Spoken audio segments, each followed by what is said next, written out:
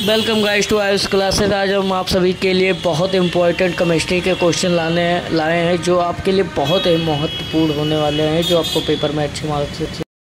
तो पहला क्वेश्चन है हमारा, क्लोरोफॉर्म को रखने की सावधानियां। क्लोरोफॉर्म को रखने की सावधानियां। तो आइए देखते हैं हम क्लोरोफॉर्म को रखने की सावधानियां क्या होती है। तो क्लोरोफॉर्म को रखने की सावधानियां हमारी है, क्लोरोफॉर्म को रंगीन बोतल में रखना चाहिए। क्लोरोफॉर्म को हमेशा कहाँ पर रखने चाहिए? रंगीन बोतल में ही रखना चाहिए। क्लोरोफॉर्म को हमेशा रंगीन बोतल में रखना चाहिए।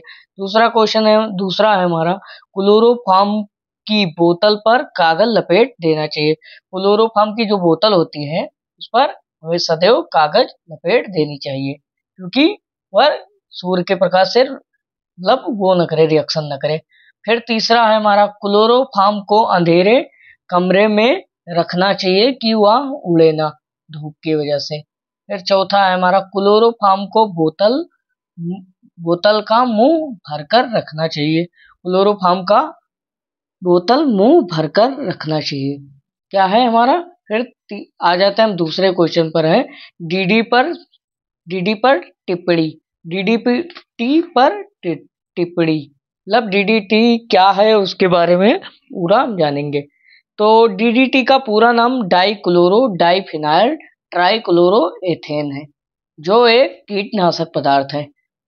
डीडीटी एक सस्ता एवं प्रभावशाली रासायनिक पदार्थ है, जो एक कीटनाशक पदार्थ भी है। और ये सस्ता रासायनिक पदार्थ है। डीडीटी का उपयोग हम मक्खी, मच्छर, कीट और कीड़े मकोड़े को मारने के लिए इसका उपयोग किया जाता है। जो कीट होते हैं उनको मारने के लिए डीडीटी का उपयोग किया जाता है। तो हमारा तीसरा क्वेश्चन है, जो मोस्ट इम्पॉर्टेंट क्वेश्चन है, न्यूक्लिक अम्ल क्या होते हैं? न्यूक्लिक अम्ल क्या होते हैं, ये पेपर में बहुत से ही बार पूछा गया है। तो न्यूक्लिक अम्ल वे जैव अणु होते हैं, न्यूक्लिक अम्ल वे जैव अणु होते हैं जो सभी जीवित कोशिका के नाभिकों में न्यूक्लियो प्रोटीन अथवा क्रोमोसोम के रूप में पाए जाते हैं, उसे ही न्यूक्लिक अम्ल कहते हैं, जो क्रोमोसोम के रूप में पाए जाते हैं। न्यूक्लिक अम्ल मुख्यतः दो प्रकार के होते हैं। न्यूक्लिक अम्ल दो प्रकार के होते हैं। पेपर में आपको जैसे हम लिखे हैं उसी प्रकार लिखना है। 5 नंबर का आएगा और 5 में आपको 5 मिलेगा। न्यूक्लिक अम्ल कितने प्रकार के होते हैं? 2 प्रकार के होते हैं। पहला आरएनए, दूसरा डीएनए। डीएनए और आरएनए। अब इसका महत्वपूर्ण कार्य क्या होता है? तो महत्वपूर्ण कार्य देखते हैं।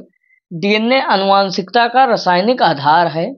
इसे आनुवंशिक सूचना के संग्राहक के रूप में जाना जाता है।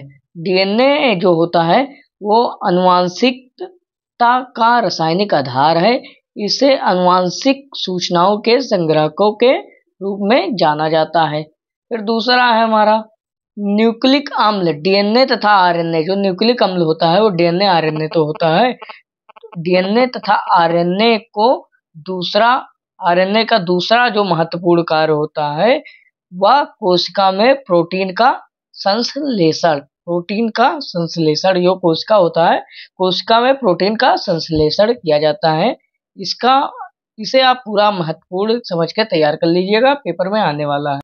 चौथा क्वेश्चन है हमारा, डीएनए फिंगर प्रिंटिंग मतलब डीएनए अंगुली छापन। मोस्ट इंपॉर्टेंट क्वेश्चन है, इसलिए हमने इसको मोस्ट इंपॉर्टेंट में रखा है। डीएनए फिंगर प्रिंटिंग जो होता है, प्रत्येक जीव की फिंगरप्रिंट अलग अलग होती है। जो प्रत्येक जीव होते हैं उनकी फिंगरप्रिंट अलग अलग होती है। फिंगरप्रिंट कभी नहीं बदला जा सकता। जो फिंगरप्रिंट होती है वो कभी नहीं बदला जा सकता, किसी भी जीव का कभी नहीं बदला जा सकता। डीएनए फिंगरप्रिंटिंग की सहायता से प्रत्येक व्यक्ति की पहचान किया जाता है। जो डीएनए होता है, फिंगरप्रिंटिंग की सहायता से प्रत्येक व्यक्ति की पहचान किया जाता है। अब इसका उपयोग देखते हैं। उपयोग क्या होता है? इसका उपयोग खूनी बलात्कारी को पहचान करने में किया जाता है। इसका उपयोग क्या होता है? खूनी होते हैं जो, या बलात्कारी या कोई अन्य अपराधी होते हैं, उनकी पहचान करने में किया जाता है। फिर दूसरा उपयोग देख लेते हैं।